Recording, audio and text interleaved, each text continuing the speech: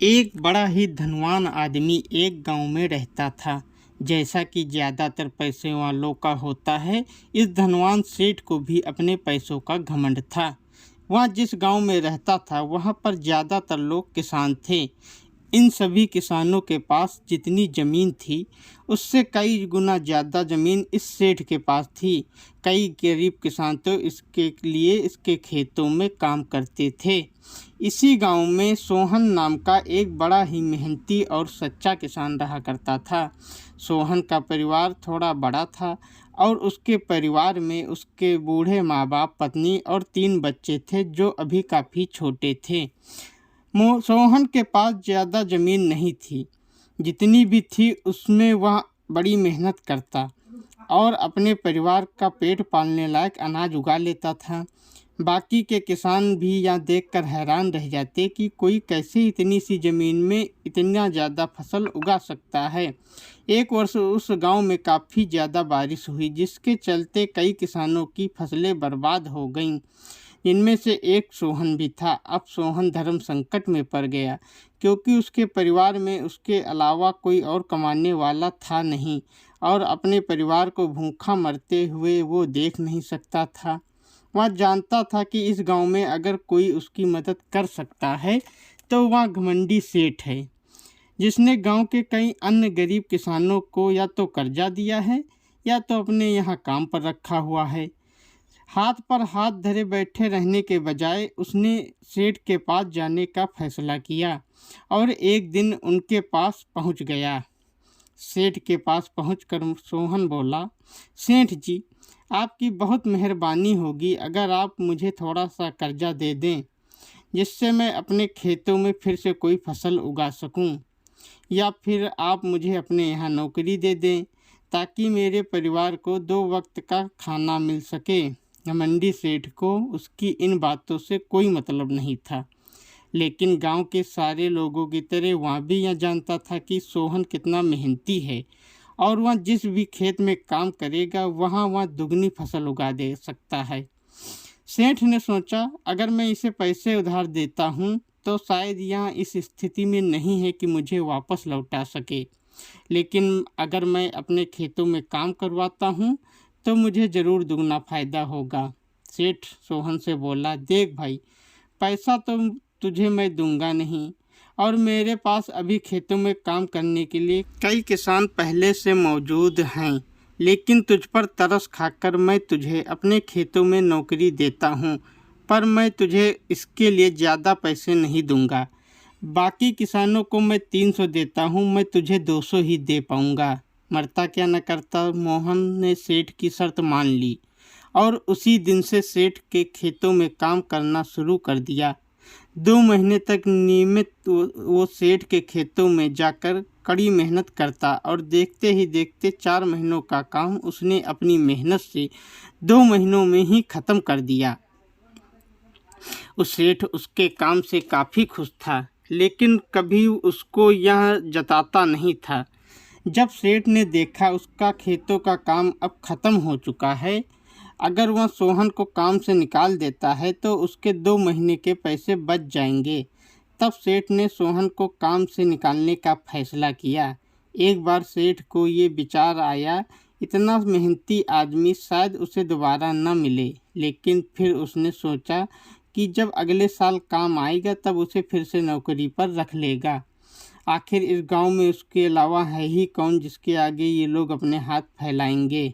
एक दिन सेठ ने सोहन को अपने पास बुलाकर उसको उस दिन का पैसा दिया और साथ में यह भी कहा कि कल से तुमको काम पर आने की ज़रूरत नहीं है।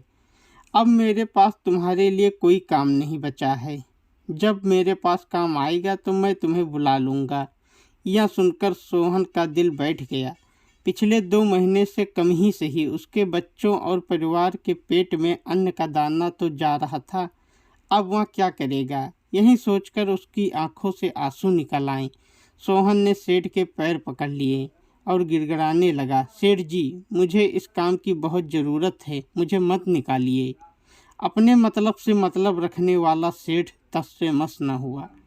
खड़ी खोटी सुनाकर मोहन को वहाँ से चलता कर दिया और मन ही मन 2 महीनों की तनख्वाह बचने से खुश होने लगा। अगले दिन जब सेठ सवेरे उठा और अपने आंगन में आया तो उसने देखा कि सोहन उसके आंगन में बैठा है। सेठ ने उसको पास बुलाकर पूछा कि क्या हुआ, तुम यहाँ पर बैठे हो? सोहन बोला, सेठ जी मुझे वापस काम पर रख लीजिए। आप जानते हैं कि मेरी आर्थिक परिस्थिति कैसी है, थोड़ी दया कीजिए। लेकिन सेठ ने उसकी एक न सुनी। फिर एक बार उसे बुरा भला कहा और वहाँ से जाने के लिए कहा। बेचारा सोहन अपना सर नीचे झुका के वहाँ से चला गया। अगले दिन फिर यही घटना दोहराई गई। सोहन फिर सेठ के आंगन में बैठा था। सेठ ने उसको वहाँ से जाने के लिए कहा। यही घटना अगले कई दिनों तक चलती रही। अब तो मोहन सेठ के डांटने पर भी वहाँ से नहीं जाता था और वहीं पे बैठा रहता था। एक बार सेठ ने उससे पूछ लिया, तुम कैसे आदमी हो? मैं तुम्हारा इतना अपमान करता हूँ लेकिन तुम्हें कोई फर्क नहीं पड़ता। तब मोहन ने सेठ से कहा, बुरा तो लगता है सेठ जी, लेकिन जब घर जाता हूँ भूख से बिलखते अपने माँ बाप और बच्चों को देखता हूँ तब यह अपमान मुझे कुछ भी नहीं लगता। इतना सब कुछ होने के बाद भी सेठ का दिल जैसे पत्थर का बना हुआ था। उसने मोहन को अभी तक काम पर नहीं रखा और ना ही उसका ऐसा कोई इरादा था। एक दिन सेठ ने सोचा कि कुछ दिनों के लिए किसी और गांव चला जाता हूं ताकि मोहन से पीछा छुड़ा सकूं।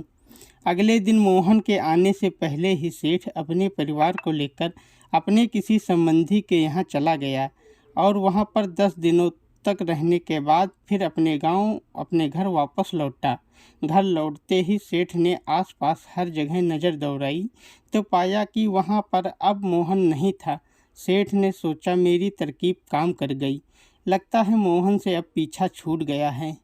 हालांकि अब सेठ के द्वार पर मोहन नहीं बैठा था, लेकिन मोहन का विचार अभी भी सेठ के मन में बैठा था।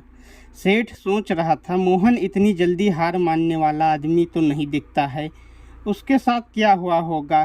क्या उसे कहीं और काम मिल गया होगा या फिर कुछ और? इन विचारों ने सेठ को बेचैन कर दिया और आखिरकार सेठ को मोहन की खबर लेने के लिए गांव जाना पड़ा। सेठ को सोहन का पता नहीं मालूम था, इसलिए अड़ोस पड़ोस के अन्य किसानों से पूछने पर पता चला कि सोहन घायल हो चुका है और अपने घर पर आराम कर रहा है। सेठ ने जब उसके घायल होने का कारण लोगों से पूछा तो सेठ को पता चला कि जब सेठ अपना घर छोड़कर किसी और गांव में गया था तब बंद घर देखकर कुछ चोर उसके यहाँ चोरी करने आए थे, जिनको रोकने की कोशिश करते हुए हाथापाई में सोहन चोटिल हो गया था। यह सब जानने के बाद सेठ का पत्थर का दिल भी अब मोम की तरह पिघल गया। सेठ को अपने किए पर पछतावा होने लगा। सेठ ने अपने आप को याद दिलाया कि कैसे उसने एक शरीफ और सच्चे आदमी को ज़्यादा काम करवाकर भी उसको पूरा पैसा नहीं दिया और जिसको गले से लगाना चाहिए था उसे ठोकर मार कर भगाता रहा। सेठ मोहन के घर का पता पूछकर उसके घर पहुंचा तो देखा कि मोहन के घर की हालत बहुत ख़राब है। उसका परिवार भूख से बेहाल है और खुद अपने हाथ पैर पर चोट के साथ एक खाट पर पड़ा हुआ है। यह दृश्य देखकर सेठ की आंखों से आंसू बह निकले। सेठ ने सोहन के पास जाकर उससे सच्चे दिल से माफ़ी मांगी, उसको उसकी मेहनत के पैसे दिए, उसका इलाज करवाया और उसको हमेशा के लिए अपने यहाँ काम पर रख लिया। दोस्तों, कहानी अच्छी लगी तो लाइक करें, शेयर करें और हमारे चैनल को सब्सक्राइब करें।